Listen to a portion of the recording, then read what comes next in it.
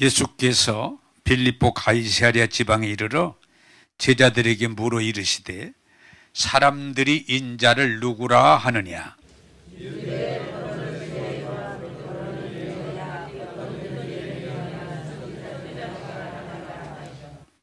이르시되 너희는 나를 누구라 하느냐?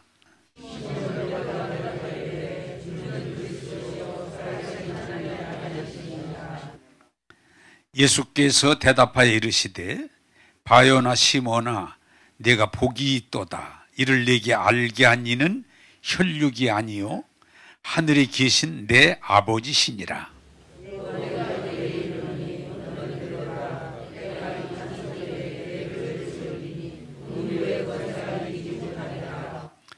내가 천국 열쇠를 내게 주리니 네가 땅에서 무엇이든지 매면 하늘에서도 매일 것이요 네가 땅에서 무엇이든지 풀면 하늘에서도 풀리라 하시고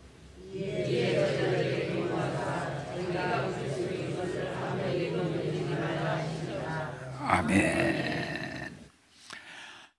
오늘은 여러분이 아는 대로 주님이 오신 날 성탄절입니다. 그래서 메리 크리스마스라는 건 기쁜 날이다, 즐거운 날이다 이렇게 표현하면 되겠어요. 자, 그런데 우리가 오늘 여러분들에게 제가 던질 수 있는 말은 오늘 성탄절이 여러분들에게 진정으로 기쁜 날이 되기를 바랍니다. 기쁜 날. 그런데 제가 어제 저녁에 김진홍 목사님의 설교를 이렇게 들었는데 그분이 오늘 설교 제목을 뭐라고 정했는가 하니 메리 크리스마스가 아니고 슬픈 날, 슬픈 성탄절 이렇게 제목을 붙였더라고요. 슬픈 성탄절.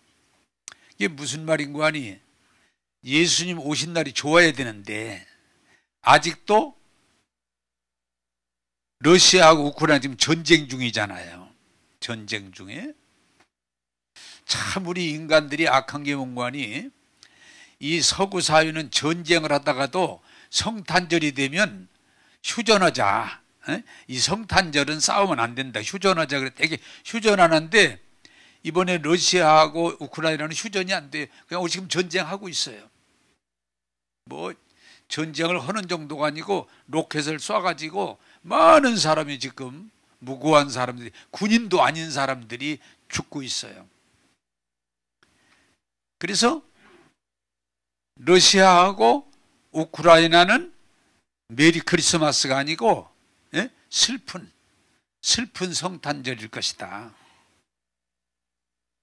그리고 코로나19가 지금 3년이 됐는데 지금 중국에서는 물론 그냥 비공식인 표현이지 통계지만 하루에 5,000명, 6,000명이 지금 죽어나가는데 시체를 어떻게 처리할 수가 없어서 며칠씩 대기해야 되는 이런 일이 있기 때문에 이것도 메리 크리스마스가 아니고 슬픈 성탄절이다.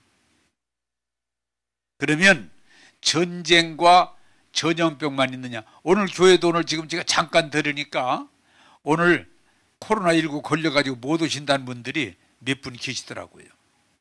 네.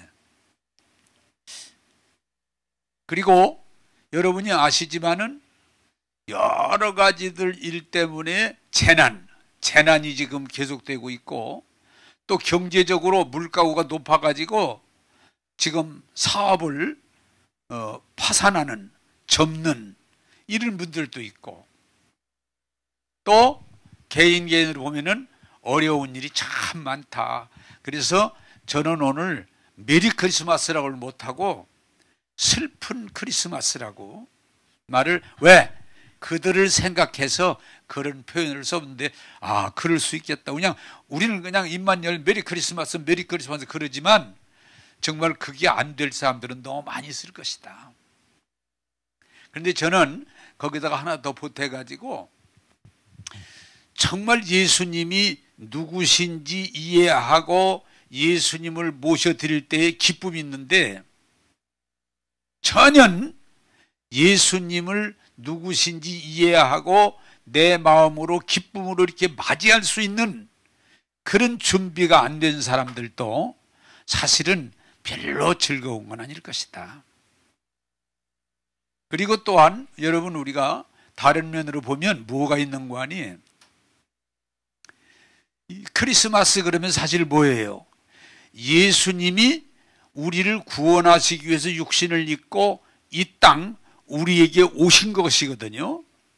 그게 크리스마스인데, 제가 이 성탄이 되다 보니까 문자라든지 카톡이라든지 성탄에 축하합니다 그렇게 온 게, 제가 저한테 온 것이 아마 수십 건일 거예요. 뭐 4, 50건은 될 거예요. 근데 거기에 예수님 얘기는 거의 없어요. 산타, 또 추리, 그리고 많이 온 것이 음악회, 그 하는 장면, 그런 거 이렇게. 아니 성탄인데 또 저한테 보내는 사람들이 거의 기독교인들인데 예수님을 이렇게 표현한 건 거의 없고, 산타, 선물,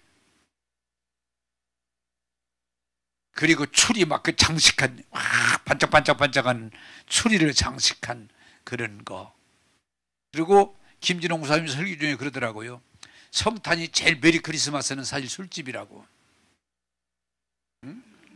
제일 그냥 먹고 즐기고 춤추고 소리 지르고 즐기는 데는 술집이다. 또 교회는 또 그렇지 않잖아요. 그럼에도 오늘 여러분들이 하나님 말씀을 듣고 주님을 정말 내 주님으로 고백하면서, 여러분 뭐 밖으로야 술집에 있는 사람들처럼 막 소리 지르고 뛰지 않겠지만 우리 안에 주의 은혜가 평강이 차고 넘치기를 주님의 이름으로 부탁합니다. 자, 성경 보겠습니다. 16장 13절 14절입니다. 자, 같이 읽겠습니다. 시작. 예수께서 빌립보 가이사랴 지방에 이르러 제자들에게 물어 이르시되 사람들이 인자를 누구라 하느냐? 이르되 더러는 세례 요한, 더러는 엘리야, 어떤 이는 예레미야나 선지자 중에 하나라 하나이다. 아멘. 자, 먼저 설명을 좀 드리면, 예수님이 12 제자하고 이렇게 이제 같이 앉아 계시는데 예수님이 질문을 해요. 얘들아, 제자들이죠. 사람들이 나보고 뭐라고 하대? 나보고 뭐라고 하대? 질문하시는 거예요. 그랬더니 예수님 보고요, 세례요한이라고 그래요. 세례요한. 여러분 아시는 대로 예수님 오심을 준비하는 자로서 당대의 최고의 인기 있는 존중받는 선지자거든. 예수님 오셨을 때 백성들로부터 최고의 존중을 받는, 왜? 제사장의 자리에 있을 수 있는 걸 버리고, 어떻게 보면 우리가 다른 표현을 쓰면 제사장이 되면 부귀영화가 엄청나요. 근데 그런 걸 다 내려놓고 오히려 강가에 가서, 강가에 가서 옷도 무슨 좋은 입지 않는 그냥 낙타 버려진 것 그걸로 걸치고, 음식도 무슨 맛있는, 우리가 말하는 진수성찬을 먹는 게 아니고 그저 자연에서 그냥 채굴 될 수 있는, 우리로 말하면은 뭐 이렇게 뭐 메뚜기 잡아먹고 그런 것들이에요. 그렇게 옷도 자연에서 그냥 있는 걸로, 먹는 것도 자연에서 나는 걸로, 그러면서 오직 하나님의 말씀을 백성에게 전하는, 그래서 굉장히 존경받는 사람인데, 날 누구라고 그러대? 그러니까 세례요한 같다고 그래요. 세례요한. 그렇다. 왜? 존경한다고 말해요. 존경한다.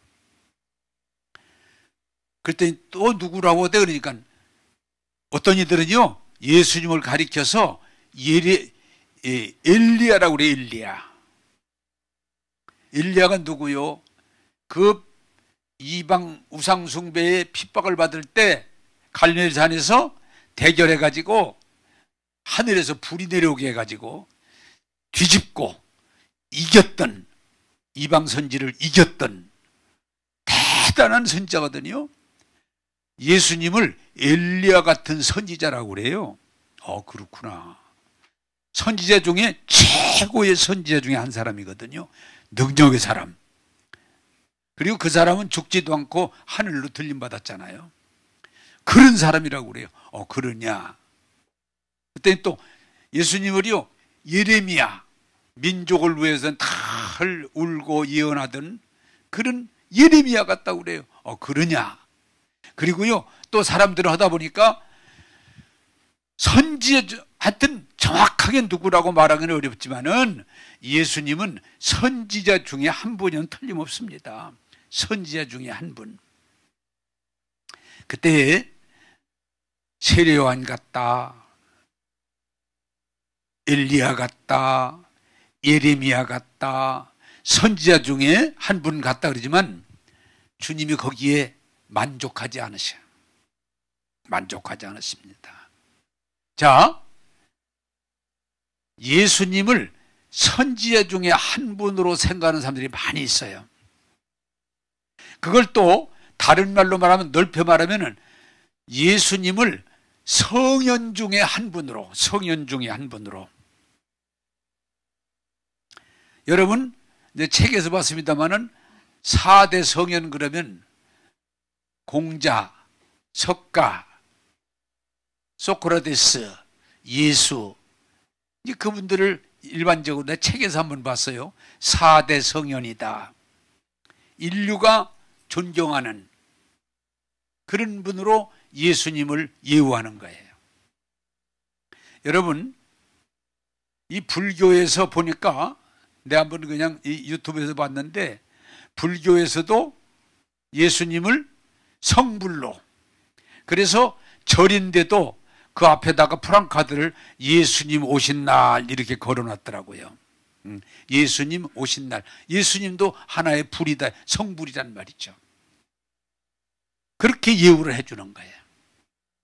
또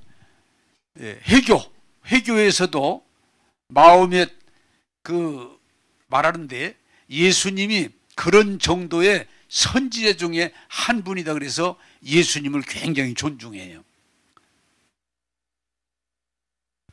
예수님을, 이 말을 여러분 정리해서 말하면 이 세상 사람들은, 모든 사람들이 예수님은 선지자 중에 한 분이다, 존경받는. 또 다른 일반 말을 쓰면 성현 중에 예수님은 한 분이다. 그게 대답이에요. 근데 예수님은 그 정답이 아니기 때문에 만족하지 않으십니다. 자, 그러면 다음 성경을 보겠습니다.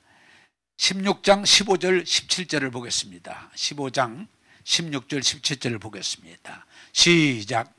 시몬 베드로가 대답하여 이르시되 주는 그리스도시요 살아계신 하나님의 아들이시니이다. 예수께서 대답하여 이르시되 바요나 시몬아 네가 복이 있도다. 이를 내게 알게 하니는 혈육이 아니요 하늘에 계신 내 아버지시니라. 아멘. 자, 오늘 성탄절을 맞이해서 제가 이 말씀을 택한 것도 예수님이 성현 중에 한 분입니다. 그 성현 중에도 아주 존경받는 성현 중에 한 분입니다. 아니에요. 성현 중에도 아주 존경받는, 인류가 존경하는 분 중에 한 분입니다. 아니에요. 만족하지 않으시고, 그러면 너희들은 나를 누구라고 생각하느냐? 너희들, 다른 사람 말고 너희들은, 제자들, 너희들은 나를 누구라고 생각하느냐? 그때 단순하고 솔직하고 급한 베드로가 주는, 내가 손가락에 가면 졸지 마세요. 주는 그리스도시요 살아계신 하나님의 아들입니다. 그랬더니 예수님이 입이 쫙 벌어져 가지고 땡큐, 이렇게 말씀하시면, 야, 베드로 너 복이 있다. 너 복이 있다. 진짜 복이 있구나. 그러면서 이 말을 덧붙이세요. 네가 이렇게 주는 그리스도시요 살아계신 하나님의 아들입니다 고백하는 건 네 머리에서 나온 게 아니야. 하느님이 알려주신 거야. 하늘에 계신 아버지가 알려주신 거야. 자, 여러분, 이 세상의 지식이 있고 영원한 영의 지식이 있어요. 근데 베드로가 주는 그리스도시요 살아계신 하나님의 아들입니다라는 고백은 그건 세상 지식 가지고는 불가능한 거예요. 세상의 이론 가지고 불가능한 거예요. 하나님이 너에게 알려주셨구나. 베드로야, 너 복 있다. 네가 이렇게 고백하는 건 네 지식 수준이 아니라 하나님 아버지가 알려주셨구나. 그걸 우리는 기독교에서 계시라고 그래. 계시. 이건 세상 지식이 아니에요. 세상의 전문가, 박사, 통달한 사람이면 고백이 아니고 하나님이 알려주신 계시의 사람. 베드로야, 너 참 복이 있다. 복이 있다. 자, 여러분, 저와 여러분들이 교회를 다니지만 이 고백이 우리에게서 나와야만 하나님이 됐다. 너 복 있다. 너 구원 받았다. 이렇게 표현하시는 겁니다. 그러면 오늘 이 부분을 우리가 점검하고 파악하고 넘어가야 되는데 한번 따라서 합시다. 주는 그리스도시요 살아계신 하나님의 아들이시니이다.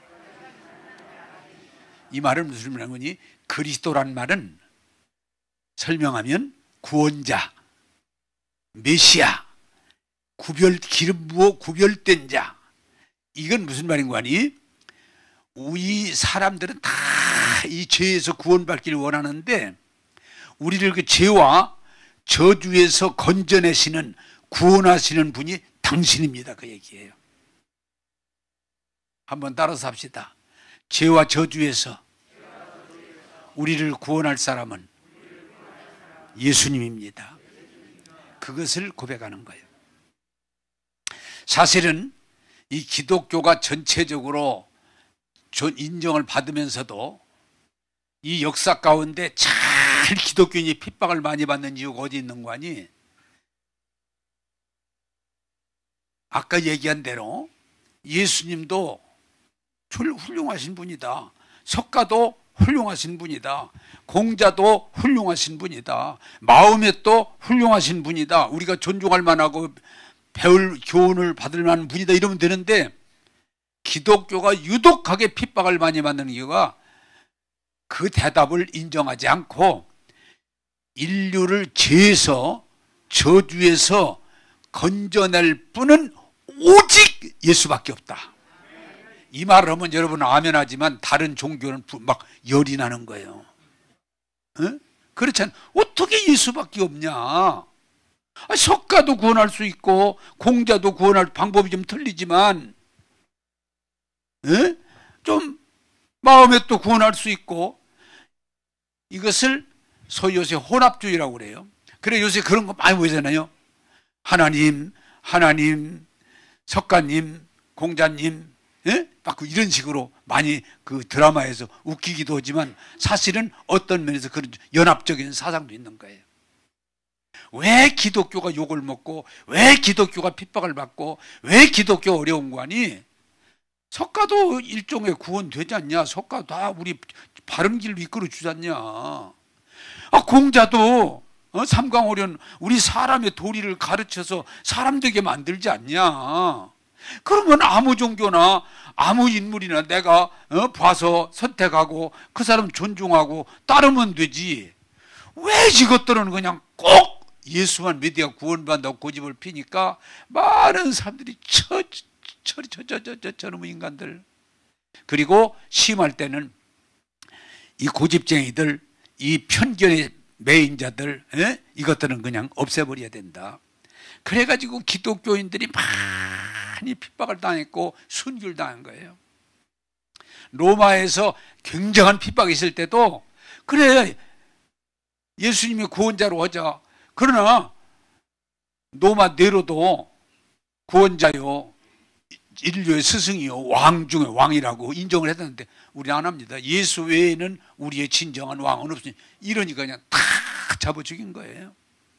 잡아 죽인 거예요. 여기 기독교에 하나의 딜레마가 있어요. 나도 목사지만 그랬으면 좋겠어요. 석가도 구원자고 공자도 구원자고 마호메도 구원자고. 요새는 또 보니까 노자가 많이 나오더라고요. 노자가.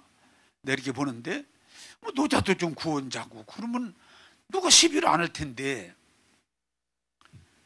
예수 그리스도만 유일한 우리를 죄와 저주에서 건져내는, 살려내는 구원자라고는 이걸 고백하다 보니까 예수 믿기가 어려운 거예요.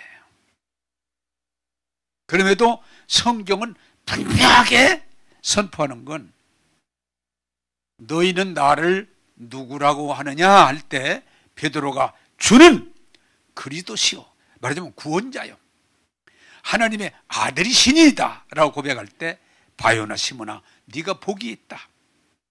음부의 권세가 이기지 못하느니 내가 이 반석 위에, 반석이 뭐예요? 베드로를 말하는 게, 이름을 말하는 게 아니고 그 신앙 고백 위에 교회를 세우리니.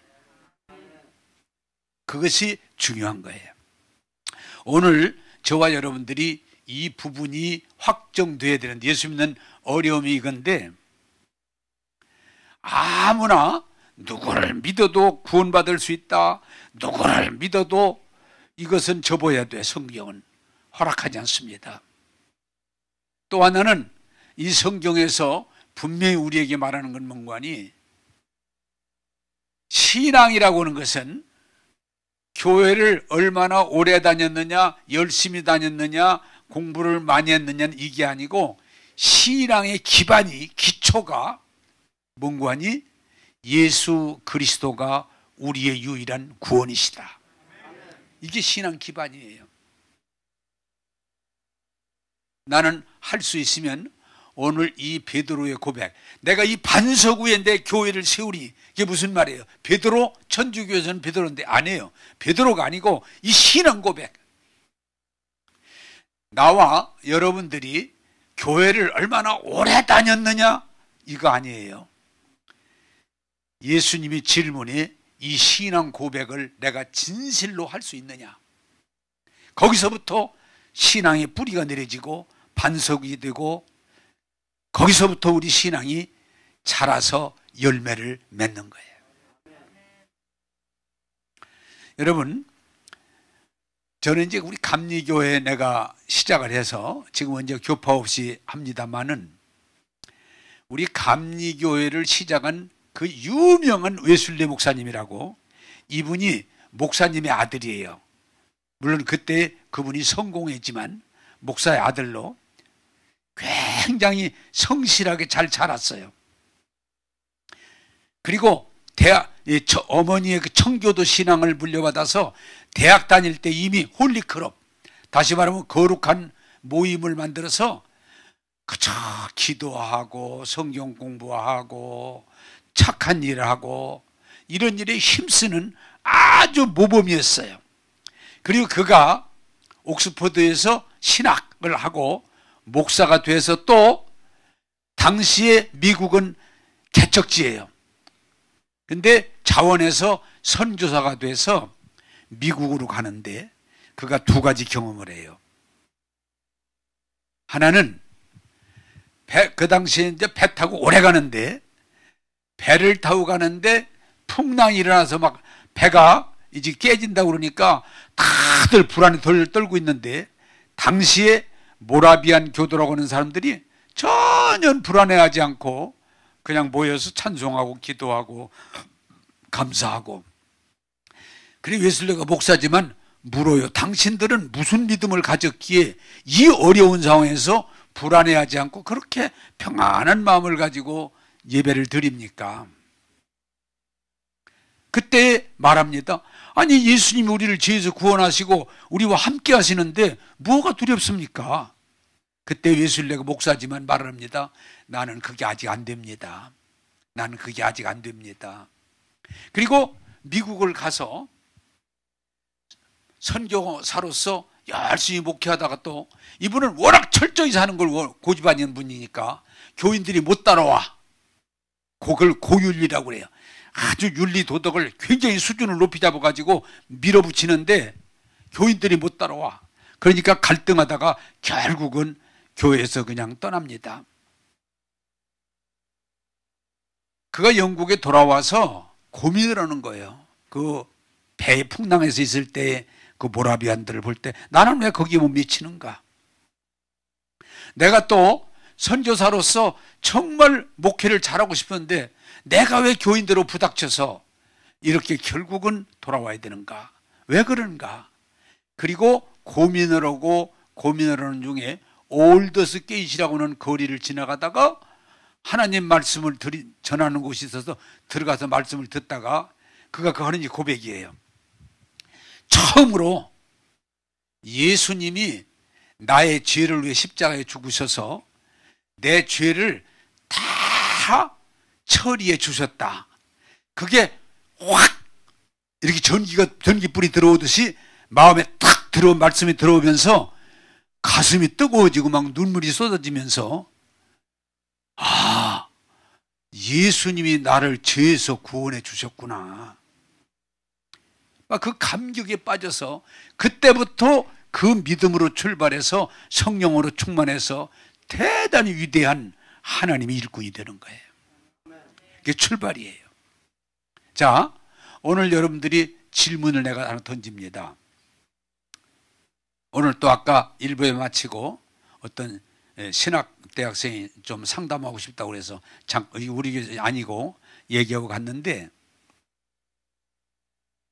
신학교 이 웨슬레는 목사의 아들로 철저하게 신앙교육을 받고 거룩한 생활에 힘쓰고 그런데도 예수님이 십자가에서 내 죄를 다 해결해 주셨다, 용서해 주셨다, 해결해 줬다는 그 믿음이 안 오기 때문에 고통을 겪었는데 여러분 아무리 목사가 되고 선교사가 되고 심지어는 부흥성가가 됐어도 예수님이 십자가에서 내 죄를 다 해결해 주셨다. 한 번에 영원히 완전히 온전히 내 죄 문제를 해결해 주셨다라고는 믿음이 생기지 않으면 그 사람은 구원받지 못한 거예요. 목사일지라도 아니 교회가 교인 숫자가 많이 있을지라도 예수님이 십자가에서 내 죄와 저주를 다 해결해 주셨다는 걸 지식 가지고 안 돼요. 하늘 성령으로부터 내 마음에 와서 한번 따라서 합시다.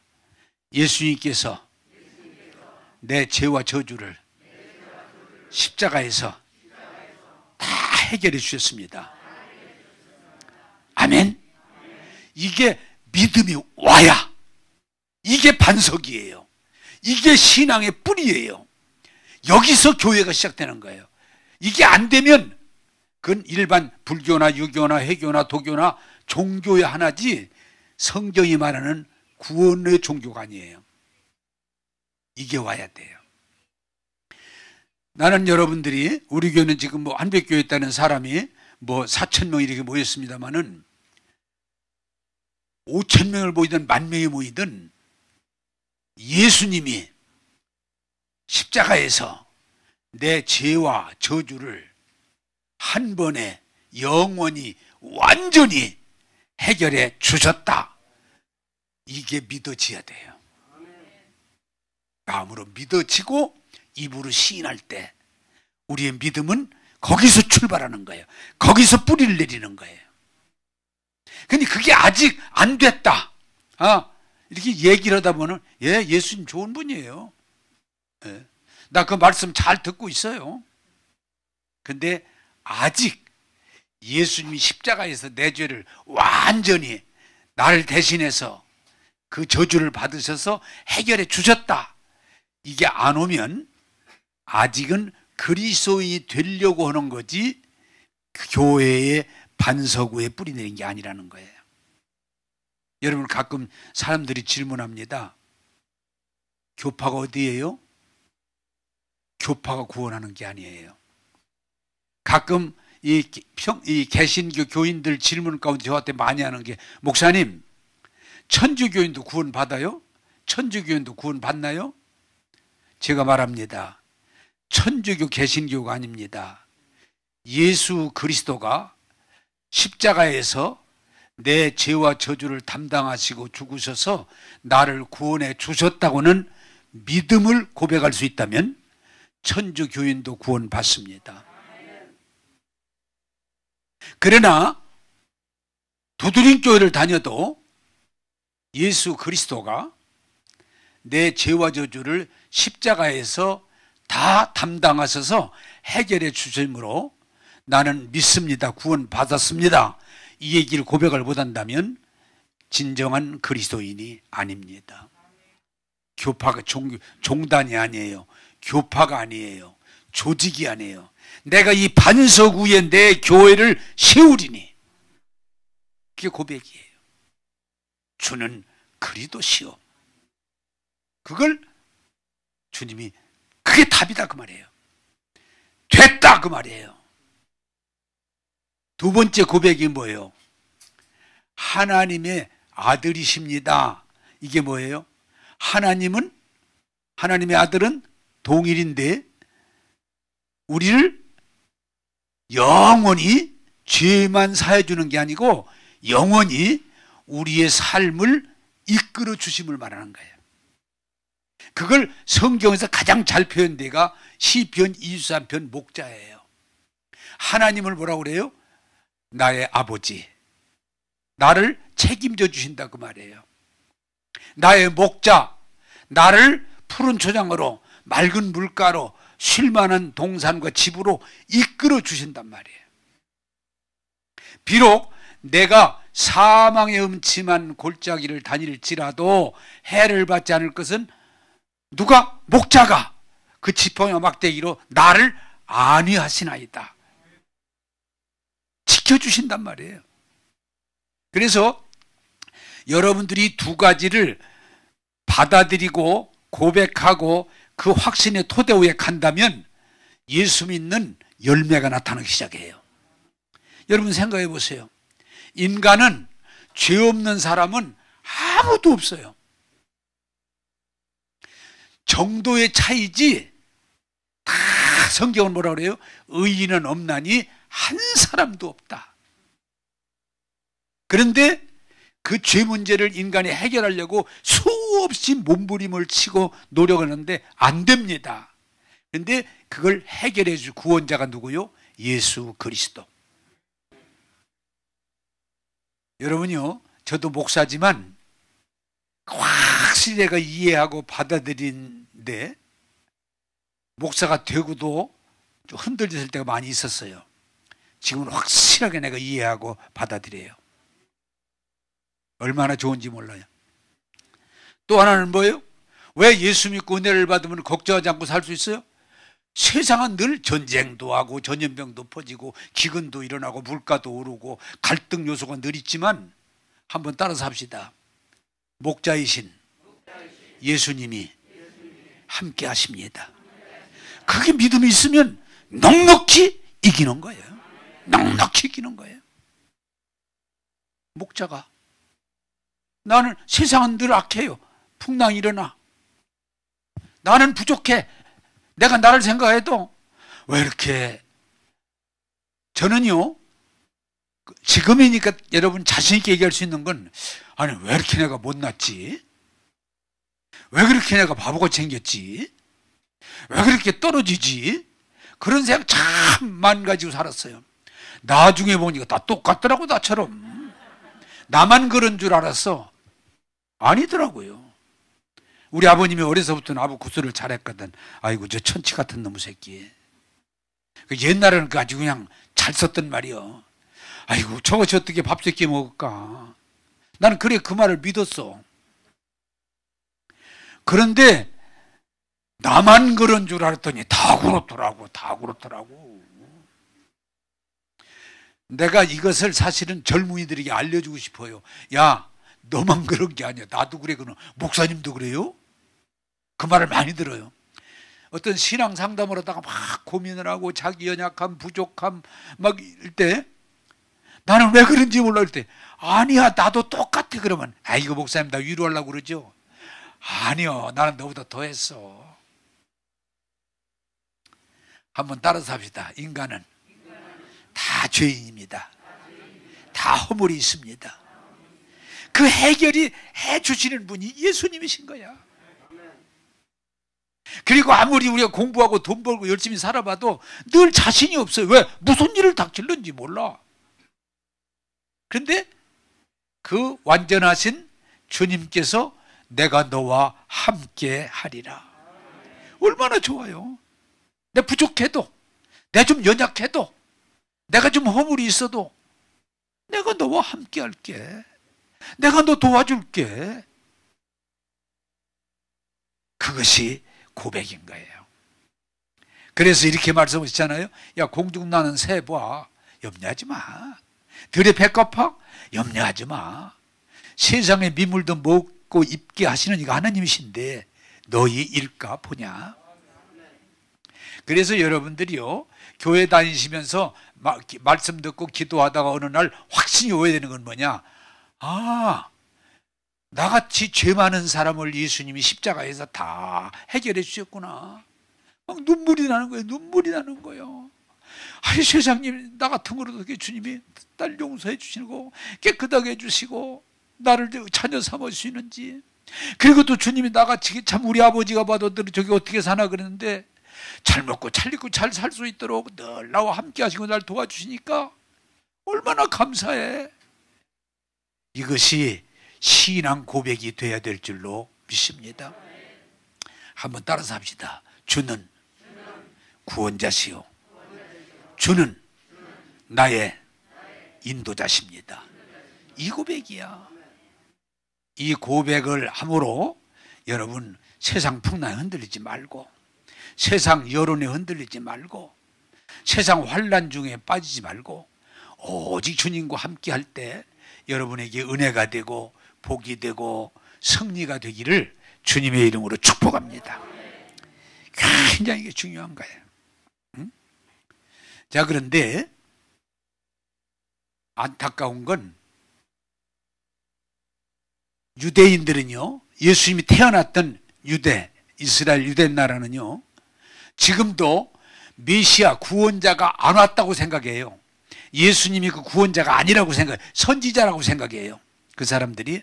그래서 통곡의 벽에서 지금도 거기 가면은 성지순례 가보신 분들 알지만 울면서 빨리 구원자가 오야 된다고 기도하고 있어요.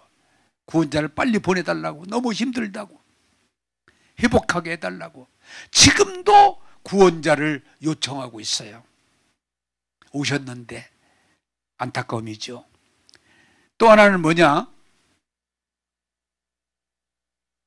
예수님이 오셔서 우리 십자가의 죄 문제를 해결하시고 부활로 사망의 권세를 해결하시고 성령을 보내셔서 우리를 하나님의 아들, 딸로 복되게 하셨는데도 지금도 구원자를 못 만나고 구원자가 어디 있나, 여기 있나, 저기 있나 계속 찾고만 있어. 아직도 구원자를 못 만난 거예요. 못 찾은 거예요. 그러니까 늘 답답한 거예요. 어떤 면에서 불쌍한 사람 중에 누가 불쌍해요? 자기 집 앞에 금이 묻혀 있는데 그 금 찾는다고 돌아다니는데 자기 집 앞에 묻혀 있는데, 그런 사람은 똑같이 교회는 열심히 다니는데 아직 구원도 모르고, 아직 하나님이 그 은혜 가운데 내가 먹고 있고 사는데 하나님이 책임져 주시는 것도 모르고 지금도 통곡의 벽에 있는 사람처럼 하나님 구원해 주세요, 하나님 치료해 주세요, 하나님 나 좀 살려 주세요. 계속 하나님이 다 해 주셨는데도 그걸 모르고 계속 울부짖기만 하고 지금도 몸부림만 치고 있다면 안타까운 거예요. 거기다가 더 안타까운 게 뭐냐? 가짜 예수가 얼마나 많은지 몰라요. 통일교를 오야 구원받는다는 거예요. 가짜예요. 요새 그 흔한 신천지, 이만희 제 꼴도 저도 제대로 못하면서 재판받고 감옥 가고 그러면서도 거기로 와야 구원받는다 또 따라가는 사람들이 있어요. 여러분, 예수 믿으면 분별력이 생겨야 되는데, 내가 공산주의를 왜 싫어하느냐? 공산주의를 해야 인류가 구원받는 것처럼, 인류의 평화가 오는 것처럼 아닌데, 여러분 소련이나 중국이나 이북 보세요. 아닌데 지금도 그냥 거기에 빠져 있어. 우리나라 많은 젊은이들이 그 교육을 받고 공산주의만 하면 막 뭐가 다 되는 것처럼. 아닙니다. 또 자본주의, 돈만 벌으면 모든 게 다 되는 것처럼. 아닙니다. 여러분, 가짜 예수가, 가짜 사상 이론이 얼마나 많은지 몰라. 그러니까 늘 그게 안 되니까 이리 갈까 저리 갈까, 이 소리 들으면 또 이리 흔들리고 저 소리 들으면 저리 흔들리고. 성경은 분명히 말합니다. 구원은 예수밖에 없습니다. 성령의 계시를 통해서 여러분들의 영적인 눈이 열리기를 원합니다. 자, 18절에서 19절을, 16장 18절에서 19절을 보겠습니다. 같이 읽겠습니다. 시작. 내가 네게 이르노니 너는 베드로라. 내가 이 반석 위에 내 교회를 세우리니 음부의 권세가 이기지 못하리라. 내가 천국 열쇠를 네게 주리니 네가 땅에서 무엇이든지 매면 하늘에서도 매일 것이요 네가 땅에서 무엇이든지 풀면 하늘에서도 풀리리라. 아멘. 자, 이제 설교 뭐 거의 다 했으니까 저를 쳐다보시면서 이 말씀 오늘 자꾸 예수님 오신 날, 예수님 만나야 되는 거예요. 말씀을 통해서 만나야 되는 거예요. 그분과 교제하고 그분이 주시는 선물을 받아 누리는 저와 여러분 되기를 원합니다. 제가 언젠가 설교했지만 종교가 잘못되면 자꾸 갖다 바치라고 그래요. 에? 바치라고. 근데 사실은 예수님은 바치라고 아니고 예수님이 우리에게 선물을 주시는 분이에요. 죄에서 구원을 주시고 저주에서 구원을 주시고 사탄의 매임에서 풀어주시고 지옥에서 천국을 주시는, 우리에게 은혜를 주시는 분이 예수 그리스도임을 깨닫기를 바랍니다. 이게 중요한 거예요. 그래서 여러분들이 이 성탄절에 교회를 다니다가 뭐 어느 시간이 오든지 간에 예수님이 정말 내 죄를 십자가에서 다 해결해 주셨구나, 처리해 주셨구나, 이게 믿어지면요 인생이 달라져요. 너무 감사. 왜? 우리 인간은 죄 없는 사람이 없어요. 또 넘어지지 않을 수가 없어요.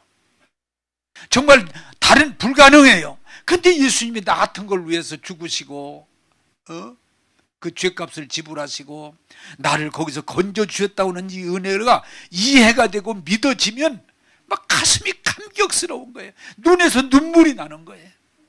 무슨 다른 얘기를 할 필요가 어디가 있어요. 근데 이게 안 믿어지는 게 인간의 고집인 거예요. 베드로야, 또 참, 왜? 여러분은 아시잖아요. 베드로 실수투성이에요. 베드로 완전하지 않아요. 예수님을 세상에 뭐 끝까지 책임진다고 하더니 나중에 모른다고 막 배신하고 그런 베드로예요. 그런데도 우리 주님은 베드로의 신앙 고백 가지고 만족하셔서, 베드로야, 너 참 복 있다. 너 복 있다. 내가 죄가 있어도, 내가 허물이 있어도, 내가 넘어졌어도 내가 주님 앞에서 이 고백을 할 수 있다면 주님은 동일하게, 재현아, 너 참 복 있다. 너 복 있다. 내가 이 반석 위에 내 교회를 세우리니 음부의 권세, 뭐요? 마귀가 절대로 너를 어떻게 할 수 없느니라.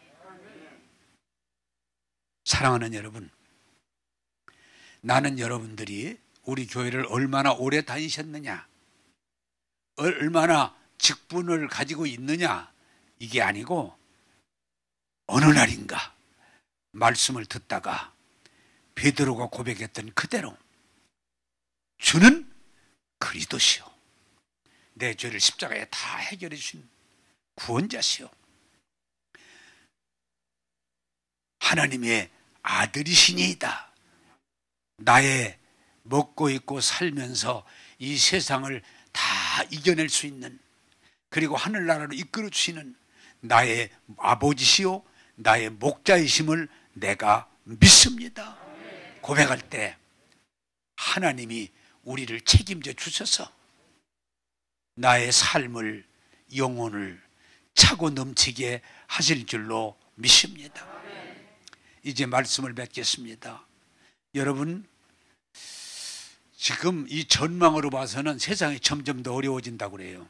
지금 전망, 이 전문가들이 전망하는 건 앞으로 막 세상이 한 4, 50년 동안 계속 좋아졌는데 이제는 미국도 어려워요. 우리나라만이 아니에요. 미국이 어려워요. 그 잘 사는 유럽이 어려워요. 중국이 한동안 막 지금 성장하면서 지금 중국이 막 어려워요. 일본이 어려워요. 지금 이 어려운 과정 와도 이 신앙 고백 위에 우리 신앙을 세운다면 넉넉히 이길 줄로 믿습니다. 이게 믿음이에요. 그러므로 사랑하는 여러분들이요, 세상을 보면 이 세상은 점점 어두워져요. 혼돈이 와요. 뭐가 맞은지 모르겠어요. 혼돈이 와요. 변함없는 건 유일한 구원은 예수 그리스도. 여러분의 삶을 책임지시고 이끄실 분은 예수 그리스도. 이 고백을 중심으로 마음으로 믿어 입으로 시인하면서 여러분들이 주님과 함께하는 성탄절, 주님과 함께하는 여러분의 삶이 되기를 주님의 이름으로 축복합니다. 기도하겠습니다.